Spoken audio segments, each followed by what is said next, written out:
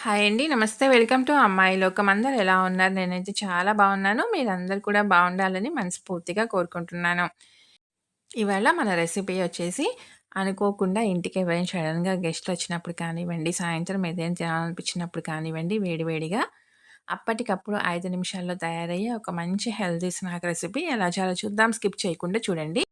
ముందుగా మిక్సింగ్ బౌల్‌లో వచ్చి సన్నగా తరిగిన ఒక పెద్ద ఉల్లిపాయ వేసుకుందాము. తర్వాత ఒక పచ్చిమిర్చి, ఒక టీ స్పూన్ సన్నగా తరిగిన అల్లం ముక్కలు, తరిగిన కరివేపాకు కొంచెం, ఒక చిన్న సైజ్ టొమాటోని గింజలు తీసేసుకొని చిన్న చిన్న ముక్కలుగా కట్ చేసుకున్నామండి. దాన్ని కూడా వేసుకుందాము. సన్నగా తరిగిన కొత్తిమీర కొంచెం, రుచికి తగినంత ఉప్పు, కొంచెం పసుపు, ఒక టీ స్పూన్ జీలకర్ర, కొంచెం ఇంగువ. ముందు ఇవన్నీ మంచిగా కలుపుకుందామండి.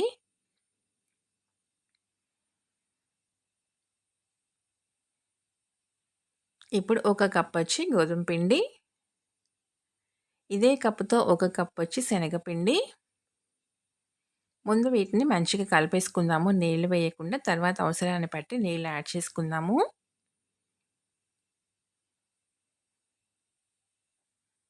ఇలా కలుపుకున్న తర్వాత ఒక కప్పొచ్చి నీళ్లు తీసుకుందామండి.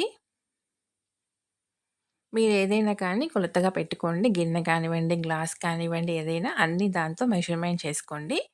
ఒక కప్పు గోధుమ పిండి తీసుకున్నారంటే, ఒక కప్పు శనగపిండి తీసుకోండి. టేస్ట్ చాలా బావుంటుందండి. మరీ గట్టిగా ఉందనమాట. అందుకని 1, 2 టేబుల్ స్పూన్లు మాత్రం నీళ్లు కొంచెం మళ్ళీ యాడ్ చేసుకుందాము. ఇంకా దీనిలో వచ్చి వంట సోడా కానీ ఏమీ అవసరం పడదండి. అవసరం లేదనమాట. కన్సిస్టెన్సీ మనకి ఇలా కొంచెం గట్టిగానే ఉండాలి. పిండి పలచని కాకుండా చూడండి ఈ విధంగా వేసుకుంటే మనకి కరెక్ట్ క్రిస్పీగా చాలా బావుంటుంది. ఇప్పుడు కడాయిలో నూనె వేడెక్కిందండి. నూనె ఎక్కువగా అవసరం లేదు.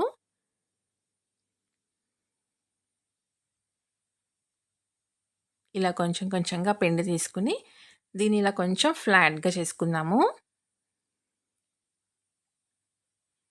పకోడీలాగా, బోండాల్లాగా కాకుండా ఇలా కొంచెం ఫ్లాట్‌గా వేసుకుందామండి. డిఫరెంట్‌గా ఉంటుందనమాట షేప్ అది. చూడటానికి కూడా బావుంటుంది.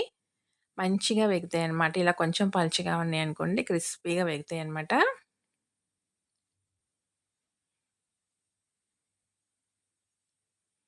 2 పక్కల మంచిగా ఎర్రగా కాల్చి తీసుకుందామండి. చాలా కరకరలాడుతా చాలా టేస్టీగా ఉంటాయన్నమాట. ఈవినింగ్ టీ టైమ్‌లోకి ఒక మంచి స్నాక్ రెసిపీ అండి.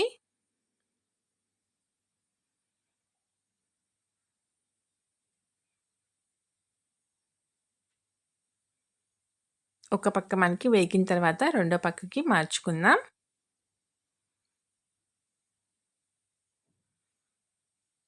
చూసారు కదా! ఒక పక్క ఎంత క్రిస్పీగా ఫ్రై అయినాయన్నమాట. 2 పక్కల కూడా మనకి మంచి క్రిస్పీగా అయ్యేటట్టుగా వేయించి తీసుకుందామండి. స్టవ్ వచ్చేసి మీడియం ఫ్లేమ్‌లో పెట్టుకున్నామంటే కరెక్ట్‌గా వేగుతుంది.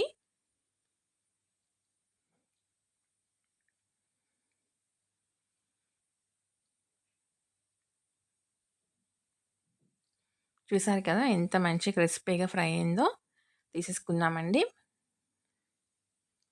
అన్నీ ఇలానే వేయించి తీసుకుందాము. చాలా క్విక్‌గా 5 నిమిషాల్లో అయిపోతుందండి. సడెన్‌గా ఎవరైనా గెస్ట్‌లొచ్చినప్పుడు కానివ్వండి, మనకేదైనా తినాలనిపించినప్పుడు కానివ్వండి, చాలా క్విక్‌గా చేసుకోవచ్చు. నూనె అస్సలు పీల్చుకోదండి. చూసారు కదా! ఎంత మంచిగా వేగినాయో. పైన మంచి క్రిస్పీగా, లోపల సాఫ్ట్‌గా చాలా బావుంటుంది. ఇలానే తినేయొచ్చు. కావాలంటే టొమాటో కెచప్‌తో చాలా బావుంటుందండి. తప్పకుండా ట్రై చేసి చూడండి. మీకెలా వచ్చిందో కూడా నాకు తప్పనిసరిగా కమెంట్ చేయండి. అలానే వీడియో నచ్చినట్లయితే తప్పకుండా సబ్స్క్రైబ్ చేసుకొని ఒక లైక్ ఇచ్చేయండి. మీ ఫ్రెండ్స్‌కి, ఫ్యామిలీ మెంబర్స్‌కి షేర్ చేయండి. ఒకటి ఓపెన్ చేసి చూద్దాము. చూడండి పైన ఎంత క్రిస్పీగా ఉందో, లోపల సాఫ్ట్‌గా. టేస్ట్ అయితే చాలా అంటే చాలా బావుంది. తప్పకుండా ట్రై చేసి చూడండి.